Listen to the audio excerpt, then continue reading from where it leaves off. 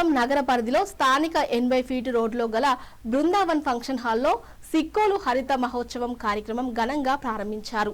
ఈ కార్యక్రమంలో ముఖ్య అతిథిగా పాల్గొన్న స్థానిక ఎమ్మెల్యే గొండు శంకర్ మాట్లాడుతూ శ్రీకాకుళానికి ఒక మంచి కార్యక్రమాన్ని తెచ్చినందుకు మెడికల్ అసోసియేషన్ వారికి కృతజ్ఞతలు తెలియజేశారు. అదేవిధంగా సేంద్రియ ఎరువులు, టూరిజం, పచ్చని చెట్లు గురించి ప్రచారం చేయడంలో స్వచ్ఛంద సేవా సంస్థలు ఎంతగానో దోహదపడుతున్నాయని తెలిపారు. ఇలాంటి కార్యక్రమాలు మరెన్నో శ్రీకాకుళానికి అందించాలని స్వచ్ఛంద సేవా సంస్థలకి అభినందించారు.